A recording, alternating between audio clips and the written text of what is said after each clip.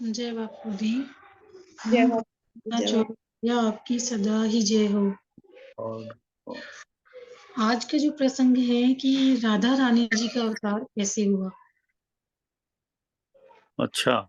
जिस समय भगवान जी का मोहिनी अवतार हुआ तो जितने भी देवी देवता थे, 33 करोड़ देवी देवता, सब उनके रूप पे बड़ा न्यौछावर हो गए। अब सबके मन में ये भाव आया कि इतनी सुंदर स्त्री है, बस किसी तरह से हमको गृहिणी के रूप में मिल जाए। सारे देवी देवता यही सोच रहे हैं उस सुंदर रूप को देख के। अब अच्छा ठाकुर जी कैसे प्रकट हुए? कौन राधा जी की बात हो रही है? ये जब भगवान जी ने मोहिनी अवतार धारण किया था अपना, अच्छा, मोहिनी अवतार जो, हाँ हाँ ठीक है। तो उस समय सारे देवी देवता जो है वो उनके रूप पर बड़ा न्यौछावर हो गए।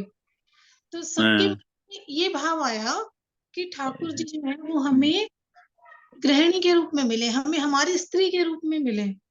अब ठाकुर जी आए इतने सुंदर बन के आए थे।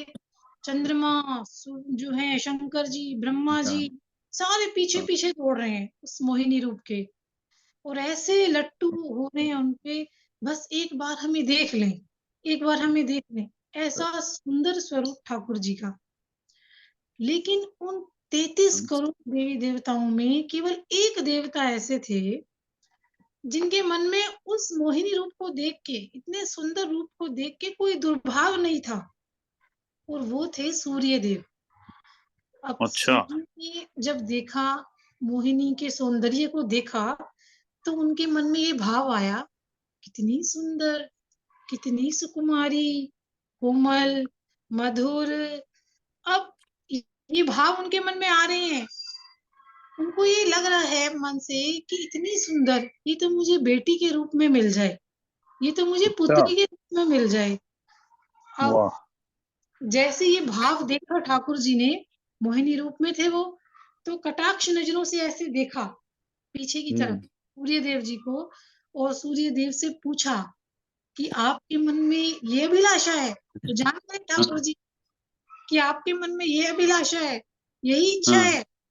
तो सूर्य देव जी ने कहा, हाँ मैं ये चाहता हूँ कि जितने सुंदर आप हो ना, मेरे घर इतनी सुंदर बेटी हो, पुत्री रूप में हाँ, आप यहाँ पधारो। तो ठाकुर जी हाँ, बोले, इतना साधारण नहीं है, पुत्र हाँ, रूप में पाना तो आसान है, लेकिन पुत्री रूप में पाना आसान नहीं है, आपको बहुत अच्छा, मेहनत करना पड़ेगा। अब अच्छा, सूर्य देव कहने लगे, ठीक है मैं तो आज से ही तब शुरू कर देता हूँ, पर आप अच्छा, वचन दो, मैं तब करूंगा। आप वचन दो, आप मेरे यहाँ पुत्री रूप में पधारोगे। अच्छा, जो मोहिनी रूप ठाकुर जी थे उन्होंने कहा, ठीक है, अगर तुम्हारे तप में प्रबलता हुई तो मोहिनी को भी मोहित करने वाले रूप, उस मोहिनी रूप जिस पर तीनों लोग न्यौछावर हो गए हैं, उसको भी मोहित हाँ, करने वाले रूप को आपके यहाँ जो है हम प्रकट करेंगे। वाह, जो जय, ये देव जी थे वो वृषभानु जी के रूप में हुए, और वृषभानु जी अच्छा, ने कई वर्षों तक माई, तप किया। ये अब पता लग रहा है। अच्छा, जी वृष भानु, ता नाम भी भानु, हाँ, वृष भानु, माय गॉड। अच्छा, ये बात है। तो वृषभानु जी ने कई वर्षों तक तप किया, और जब हाँ, किया तो फिर उन्होंने ब्रह्मा जी से प्रार्थना की, और हाँ, ब्रह्मा जी हाँ, हुए, और ब्रह्मा जी से कहा कि देखो हमें वर मिला था कि Recording in progress. कि एक मिनट, ठाकुर जी हमें हाँ, हाँ, कि ठाकुर जी हमें पुत्री रूप में प्राप्त होंगे, और हम हाँ, इतने बच्चों से भाई तप कर रहे हैं।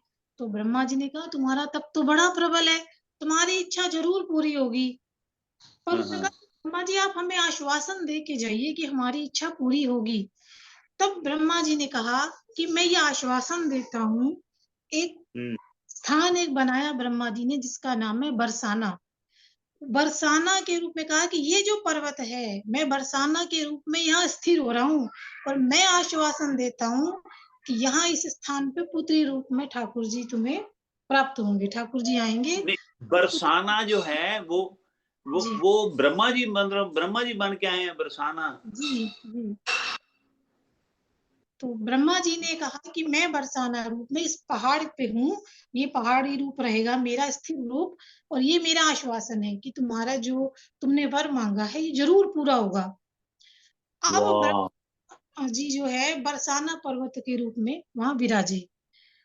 जय ब्रह्मा हो। जाके ठाकुर जी से प्रार्थना की कि भाई वृषभानु जी बड़ा भजन तप कर रहे हैं, और आप पुत्री रूप में उन्हें दर्शन दें, उनके यहाँ पधारे पुत्री रूप में।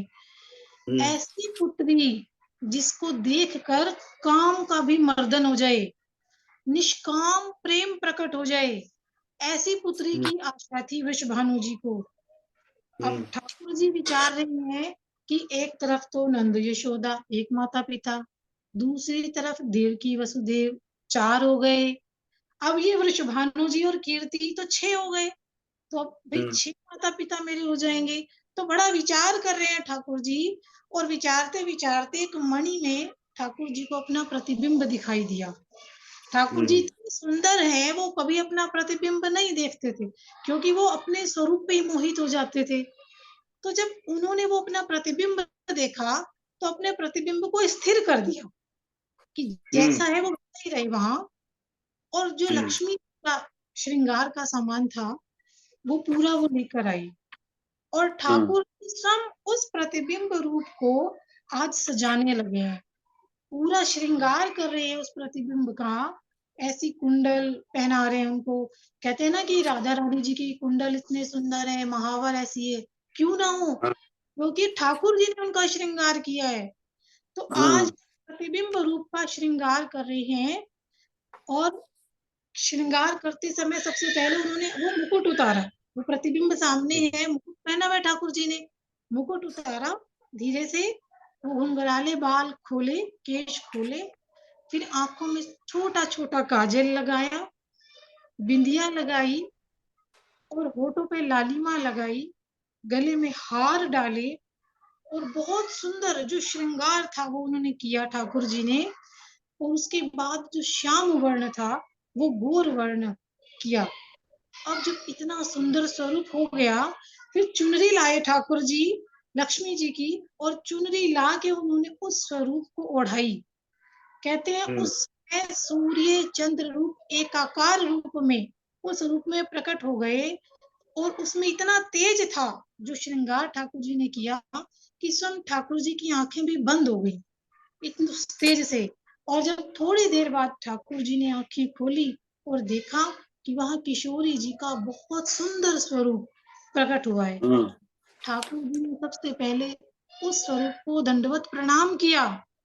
अच्छा। स्वरूप जो है वो कह रहे हैं कि हे श्याम सुंदर, आपने ही तो मोह को प्रकट किया है। तो हम्म।